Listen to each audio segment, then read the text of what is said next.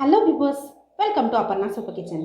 இன்றைக்கி நம்ம சேனலில் எல்லாருக்கும் ரொம்ப பிடிச்ச இனிப்பு பருப்பு போலி எப்படி செய்கிறதுன்னு பார்க்க போகிறோங்க. வாங்க வீடியோக்குள்ளே போகலாம். அதுக்கு முன்னாடி நம்மளோட சேனலை சப்ஸ்கிரைப் பண்ணாதவங்க மறக்காமல் கீழே சப்ஸ்கிரைப் பண்ண கிளிக் பண்ணிக்கோங்க. கூடவே பக்கத்தில் இருக்க பெல் ஐக்கானையும் ப்ரெஸ் பண்ணிக்கோங்க ஃப்ரெண்ட்ஸ். வாங்க இப்போ நம்ம ரெசிபிக்குள்ளே போகலாம். இன்றைக்கி நான் அந்த பருப்பு போலி செய்கிறதுக்கு கிட்டத்தட்ட 1/4 கிலோ அளவுக்கு மைதா எடுத்திருக்கேங்க. அதை ஃபஸ்ட்டு ஒரு பாத்திரத்தில் நம்ம சேர்த்துடலாம். இது சேர்த்ததுக்கப்புறமா இதுக்கு தேவையான அளவுக்கு உப்பு சேர்த்துக்கலாங்க.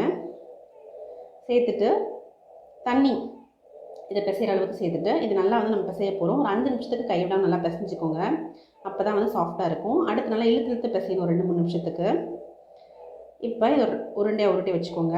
இப்போ இதை நல்லா ஒரு 1 நேரத்துக்கு ஊற விடணுங்க. அதுக்கு முன்னாடி 1 டீஸ்பூன் அளவுக்கு எண்ணெய் ஊற்றிட்டு நல்லா எல்லா பக்கமும் பரப்பி விட்டுக்கலாம். இப்போ இதை க்ளோஸ் பண்ணிவிடுங்க. 1 மணி நேரம் கழித்து பார்த்திங்கன்னா மாவு ஓரளவுக்கு சாஃப்டாகிடுங்க. இப்போ இதில் நம்ம உருண்டை உரிச்சு எடுத்துடலாங்க. கிட்டத்தட்ட பார்த்திங்கன்னா ஒரு 8லேருந்து 9 உருண்டை வரை கிடைக்குங்க. இப்போ இது மேலே கொஞ்சமாக எண்ணெய் ஊற்றிக்கலாம். ஒரு டீஸ்பூன் அளவுக்கு ஊற்றிட்டு உருண்டை நல்லா பிரட்டி விட்டு திரும்ப க்ளோஸ் பண்ணி வச்சு ஒரு 1 மணி நேரத்துக்கு நல்லா ஊற வச்சுக்கலாம்.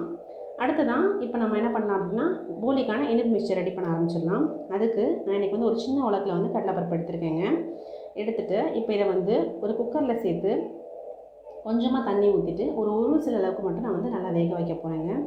2 விசில் விட்டிங்க அப்படின்னா நல்லா குழஞ்சி போயிடும். கரெக்டாக 1 விசில் நம்ம ஆஃப் பண்ணிடணும் ஸ்டவ்வை. பாருங்கள், 1 விசிலுக்கு அப்புறம் பருப்பு நல்லா வெந்திருக்கும். கையை வச்சு நம்ம டச் பண்ணி பார்த்துக்கலாம். இப்போ இதில் நம்ம தண்ணி எல்லாத்தையும் ஃபில்டர் பண்ணிவிட்டு நான் இது என்ன பண்ண போகிறேன் அப்படின்னா ஒரு டவலில் விரித்து இந்த பருப்பு எல்லாத்தையும் கொட்டி நல்லா காய வைக்க போகிறேன். பாருங்கள், இப்போ நல்லா பரப்பி வச்சுக்கலாம். இப்போ இது நல்லா ஈரத்தன்மையெல்லாம் போய் நல்லா காயணுங்க. ஒரு 15-20 மினிட்ஸ்க்கு ஃபேனில் வச்சிங்கன்னா காஞ்சிரும். இப்போ காஞ்சதுக்கப்புறமா இதோட மிக்சர் ஜாரில் சேர்த்து நல்லா அரைச்சிடுங்க. நல்லா பவுட்ரு மாதிரி நமக்கு கிடச்சிரும். பாருங்கள், இப்போ இதை ஒரு பாத்திரம் தனியாக வச்சு கொட்டி வச்சுக்கலாம்.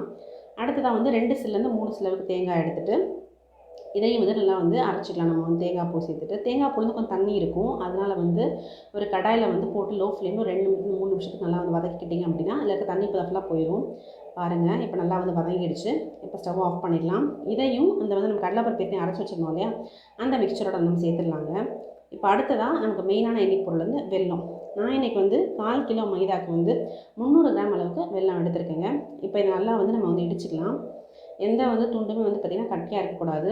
இல்லை நமக்கு இனிப்பு கரெக்டாக இருக்காது. நான் இது சரியாக இருக்காது, அதனால தான் சொல்கிறேன். ஃபுல்லாக நல்லா இடித்து வச்சுக்கோங்க.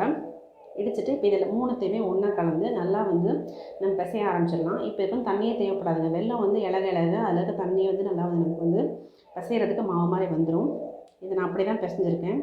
ஒரு 2-3 மினிட்ஸ் நல்லா கைவிடாமல் பிசைஞ்சிட்டே இருந்தீங்க அப்படின்னா நமக்கு உருண்டையாக வந்துடும். இப்போ இதில் நம்ம ஏற்கனவே மைதாக்கு உருண்டை ஒட்டி வச்சிருந்தோம் இல்லையா, அதுக்கு தேவையான அளவுக்கு உருண்டையை தனியாக பிரித்து எடுத்துக்கலாம். நான் அதே மாதிரி தான் ஒரு 8லேருந்து 9 உருண்டை அளவுக்கு நான் பிரித்து எடுத்து வச்சுருக்கேன். இப்போ அடுத்ததான் மைதா நமக்கு நல்லா ஊறிக்குங்க. அதில் ஒரு உருண்டை எடுத்து நல்லா சப்பாத்தி மாதிரி உருட்டிக்கோங்க.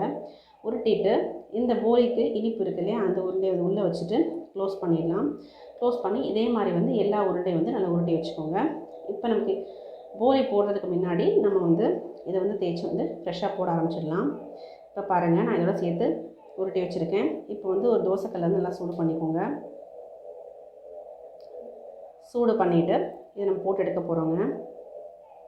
பாருங்கள், இது நல்லா முன்னும் பின்னும் பார்த்திங்கன்னா நல்லா சிகப்பாக செவந்து வரணும்.